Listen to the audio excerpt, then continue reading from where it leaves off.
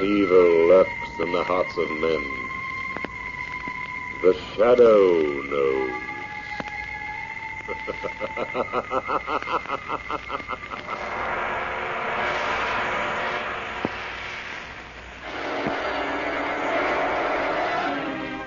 Once again, we bring you the thrilling adventures of The Shadow, the hard and relentless fight of one man against the forces of evil. These dramatizations are designed to prove to old and young alike that crime does not pay.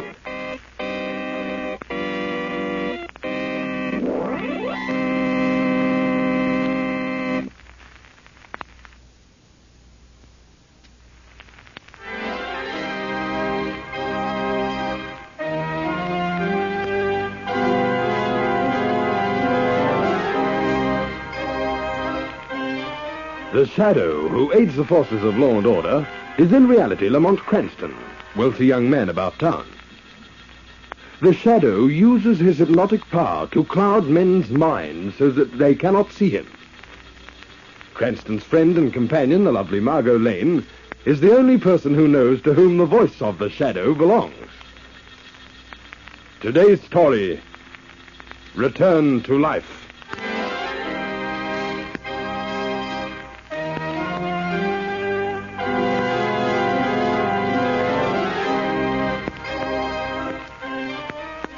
My name is Henry Rexall. I want to tell you of an experience I'll never forget as long as I live. And I'm sure you'll never forget it either. The wind is moaning faintly through the dense foliage on top of lonely Hurricane Hill. Like a brooding giant, the hill towers over the vast stretch of land below, where sleep the dead in Cedarwood Cemetery. Perched precariously near the apex of Hurricane Hill is my small home. The mournful peal of the bells in the deserted chapel in Cedarwood Cemetery drifts upward to me on the night air. Suddenly the headlamps of my car pierce the blackness of the night. My racing engine thunders in the silence. I turn into the driveway of my little home. A faint, eerie mist drifts in from the open sea, casting a veil over a pale moon. I alight from my car, gather my overcoat about me. I start towards the rear door of my home. Suddenly from the foliage, a figure appears. A figure with the countenance of death and the look of the departed. The figure speaks. Henry Rexall. Henry Rexall. What? What was that? Don't you recognize me, Henry? Who is it? Who's speaking? One who was very close to you. I know the voice, but... No. It can't be. It's impossible. Yes, Henry. It's your cousin, John Ledway. What? You? Oh, but my cousin is dead. He was buried 4 years ago. Yes, Henry. I'm dead. And I was buried 4 years ago. But I have been called from my grave. Called from your grave? I don't understand. There is a new force in the world. A man with the power to raise the dead. I am only the first of many who will walk the earth for all eternity. For all eternity? Walk the earth forever. No! Do you recognize me now, cousin? Why, yes. Yes, you are my cousin, John Ledway. Go back. Oh, go back to your grave. Back to your rest. No, Henry. That I can never do again. I must walk the earth for all eternity. Oh, don't come near me. Go away. Oh, go away. Oh!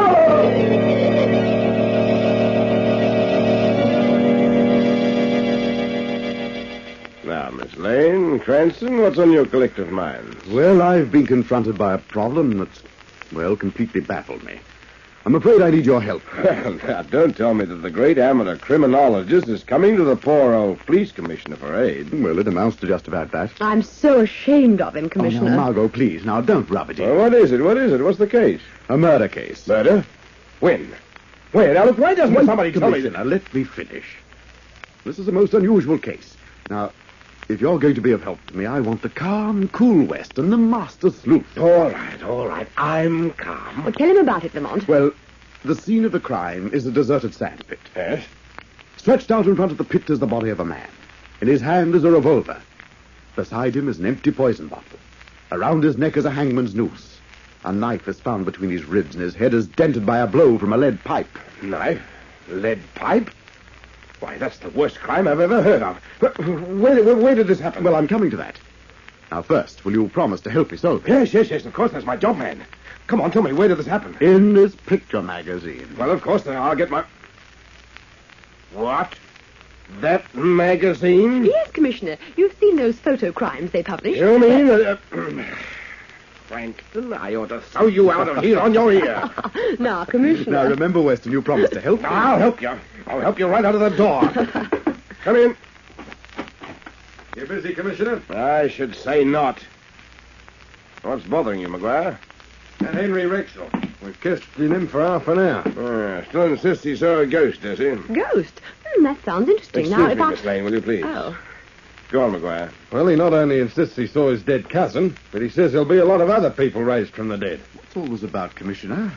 Ghosts? People being raised from the dead? Oh, some fellow by the name of Rexel. Henry Rexel came in here this morning insisting he saw a cousin of his who was buried 4 years ago. He babbled about some new power in the world that's great enough to raise the dead. Is that the same Henry Rexel who owns the laundry out on Charles Street? That's a fellow. I know him. Pretty level-headed type. Not the kind to simply imagine things. It was a foggy night. He probably saw one of the neighbors' stray cars, McGuire. Yes, sir. You better take this Rexel to the reception house. Have the doctors look at his cranium. I think it's got a couple of kinks in it. Oh, just a minute, Commissioner. May I talk to Rexel? Now, for the love of Mike Cranston, are you going to tell me that there's something to this man's story? There might be. In fact, I think there is. I think I'd better send you over so the doctors can take a look at your head, too. Take Rexel to the hospital, McGuire. Right, Commissioner. Commissioner, you may think I'm talking nonsense, but don't be too surprised if someday you wake up to the realization that Henry Rexel's not entirely mad.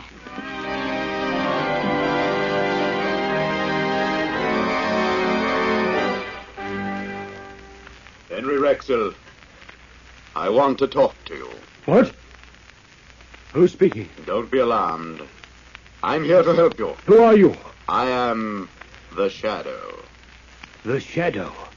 But where are you speaking from? I'm right here in your hospital room. I don't see you. Is this some trick to prove me demented? No man has ever seen the Shadow, Rexel. I cloud men's minds so that they cannot see me. Why do you come here to me? I want you to tell me about your dead cousin. No, I won't talk about that. You must if I'm to help you. How do I know this is not a trick? You don't. You'll just have to trust me. Well? All right, I'll tell. Good. First of all, have you any enemies who wish to harm you? No, not that I know of. Besides, I'm certain that was my cousin. Then, if this is your cousin, how is it possible for him to return to life? No, I can't tell you. I don't know what power is loose in the world. It might destroy me if I talk. Well, just tell me this. Why are you so certain that it was your cousin you saw? I'm positive. I saw his face. And there's no doubt in your mind about his identity? None whatever. This is an amazing statement you make, Rexel. I don't doubt your sincerity. I'm sure there's something to what you say. I hope the Shadow can find an answer.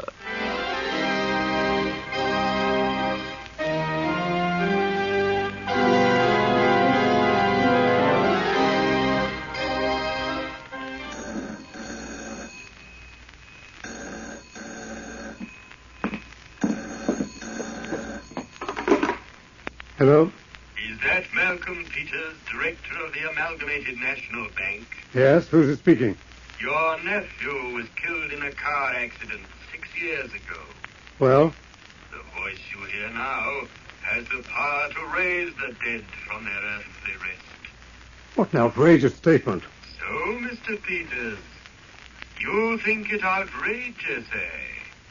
Outrageous that the dead should want to know life once more?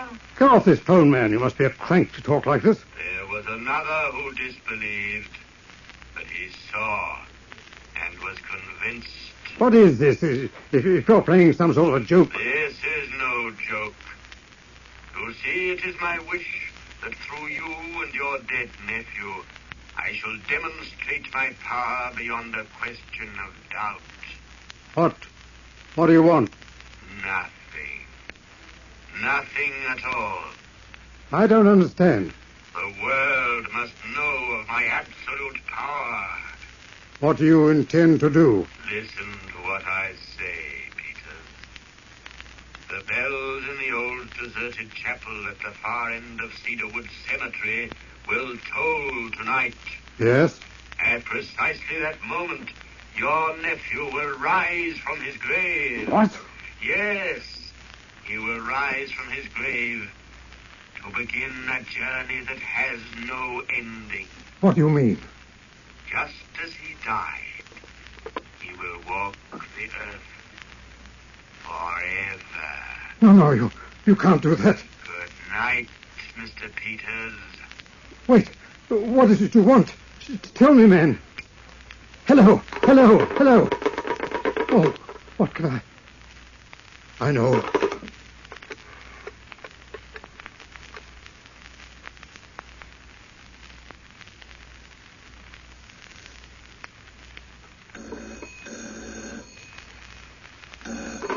Hello? Hello, Lamont. Yes? This is Malcolm Peters. Oh, hello, Malcolm. How are you? Listen, Lamont. I've got to see you right away. Why, something wrong? I've just received the most horrible threat a man could possibly receive. Threat? Yes. Tell me, Malcolm, what's it all about? Well, a mysterious voice on the telephone just informed me that tonight my nephew is to be raised from the dead.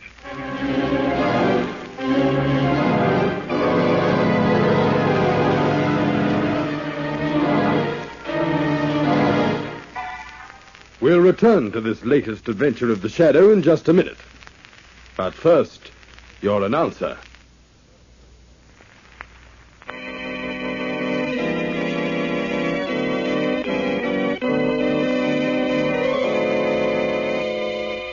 And now, back to the Shadow. It is night, and the eerie quiet of the Cedarwood Cemetery is disturbed by the steady crunching of footsteps as Margot Lane, Lamont Cranston, and Malcolm Peters make their way along the broad path flanked by the tombstones of the dead. Where's your nephew's grave, Malcolm? Quite some distance down this path yet. Wait a minute. What is it, Lamont? Somebody or something's coming. Hey there! Stand where you are! Who is it? It's the caretaker of the cemetery, old Pop Grumsel. Who are you? What are you doing prowling around this cemetery at this hour of the night? It's all right, Pop. I'm just going to look at my nephew's grave. Hey? Who are you? Malcolm Peters. Oh, Mr. Peters, I am sorry. I didn't recognize you. I know. I should have told you we were coming. I had to keep my eyes open, you know. Strange things are happening around here these nights. Yes, I can well understand. Very strange things. You don't mind if I don't go along with you to the grave? It's quite a walk, and I'm not as spry as I once was. It's all right, Pop.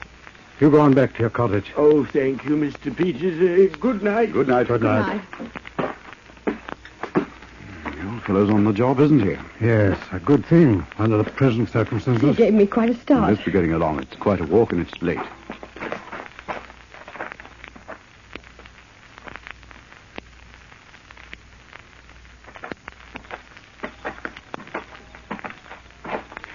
Here we are. The grave just behind that statue of the Black Angel. Come along, Cranston. Right. Cranston! Look! It's open! Yes. The grave is open. And empty. Stand back, Malcolm.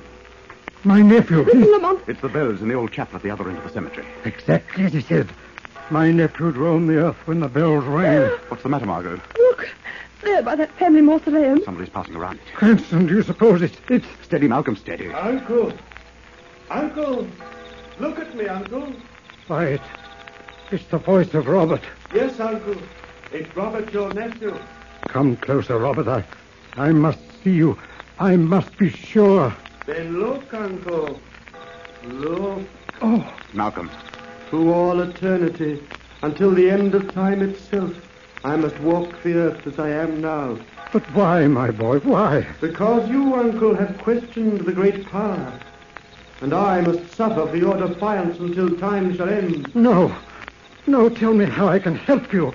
Tell me. What help there is for me rests with the power that brought me from my grave. How can I reach this power? I'll make any amends. That I do not know. I can only do as I am bid. I have a long road before me. I must go now. Goodbye, Uncle. No, wait. Goodbye. No, wait, Robert. Tell me how I can help you. Tell me. Robert, tell me.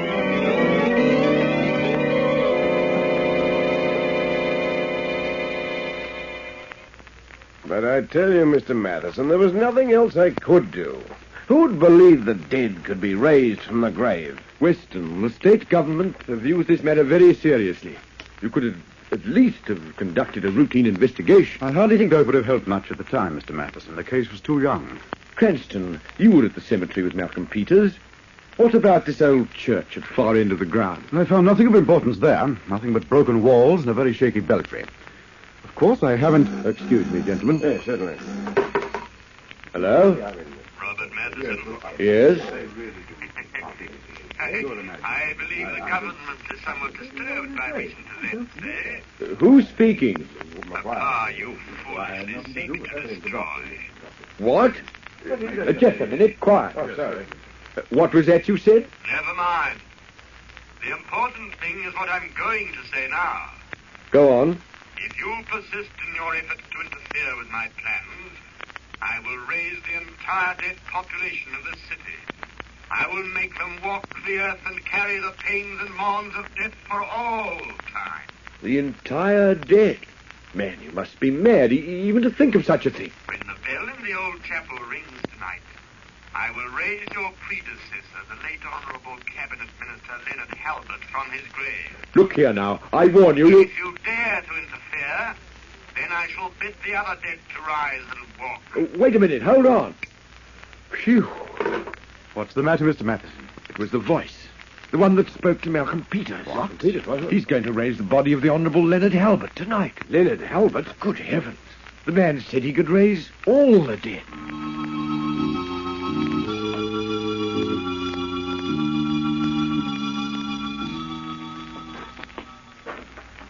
Keep well over to the side, Margot.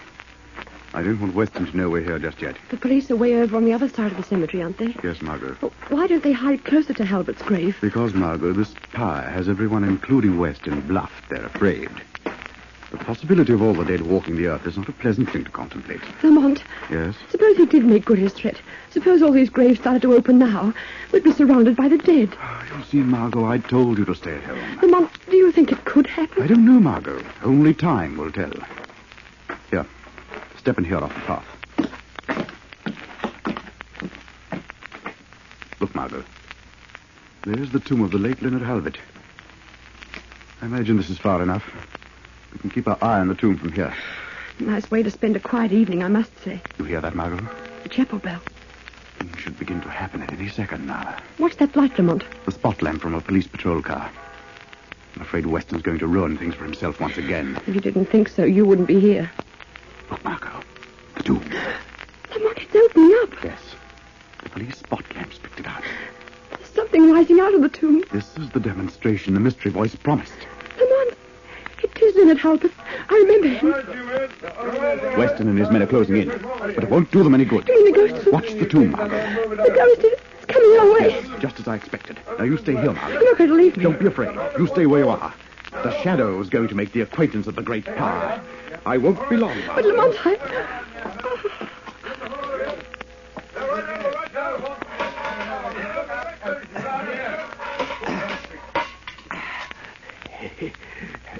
Stupid fools. They'll never find me in this mausoleum. This ought to teach them a lesson. No doubt it will. But perhaps you must be taught a lesson, too. Oh, the voices. I can hear the voices again. What's that? You can hear the voices again? Yes. Oh, they visit with me from time to time. They're my friends. They often tell me what to do in carrying out my great plan. But you're a new voice. I don't remember you. I am the voice from the shadow. Voice from the shadows. Yes, you're a new one. What do you want with me? Grumsel, I want you to tell me what this great plan of yours is. There's no reason why I can't tell you, voice. You see, the dead are my companions, my friends, and through them I can become all-powerful. How, Grumsel? How? By simply attacking the living through fear. Fear of what lies beyond the grave. For years I've waited for the time to strike. Studied voices, mannerisms, characteristics, so that I could imitate people even after death has claimed them. Then that accounts for your clever impersonations of John Ladway and Malcolm Peter's nephew, Robert. Yes. That's right. One more question. Where did you get the death mask of the late Leonard Halbert, which you are wearing? Perfect, isn't it? In every respect.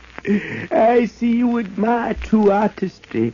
Well, voice, I made it, as I made all the other masks. In my youth, I was one of the greatest wax figure artists in all Europe. It appears you've lost little of your skill. Thank you. You and I shall be close friends. As a matter of fact, you, from your position in the shadows, can be of great aid to me in directing my course of activity. I'll do my best to help you, Grumsel. I'm tired. I should rest, perhaps, but I haven't the time. So, voice, I shall rely on you for help and advice. Grumsel, I will help you. I'm going to open the door of this mausoleum and turn you over to men who will place you in an institution where you will receive the attention you need. A place where your sick, distorted mind will have a chance to heal. You've delved into a medium that is not man's to enter.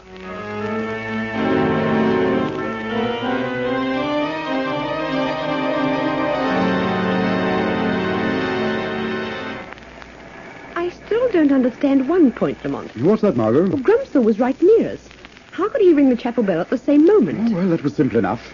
He had a long, thin wire attached to the bell hammer. It was so thin he could play it out like a piece of thread. I imagine that Commissioner Weston is convinced by this time that Henry Rexell's sanity is not affected. Weston had better start worrying about his own sanity, Margot. What do you mean? Well, when I left headquarters this morning, he had a dummy stretched out on the floor with a revolver in his hand, a knife in his ribs, a poison bottle in it. Oh, Lamont, is he still trying to solve that photo crime? Is he trying to solve it? Just as I left, I heard it rumored that Weston had posted a notice on the bulletin board stating that the first man who brings him a clue to the murderer's identity will be promoted to sergeant.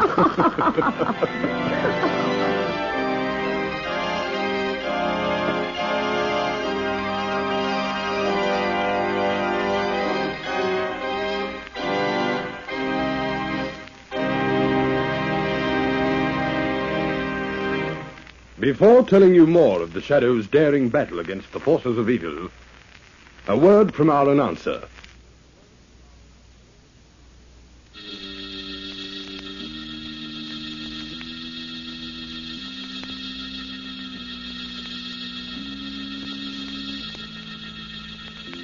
Next week, same time, same station, we'll bring you another story in the Shadow's daring battle against the forces of evil. Be sure to listen.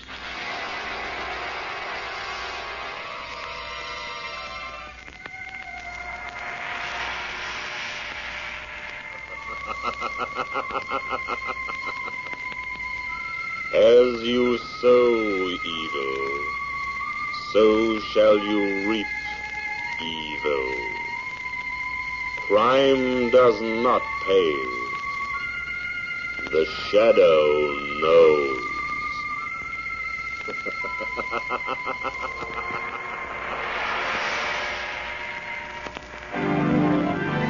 This feature is produced by Reg Johnston of Grace Gibson Radio Productions. A masterpiece of suspense.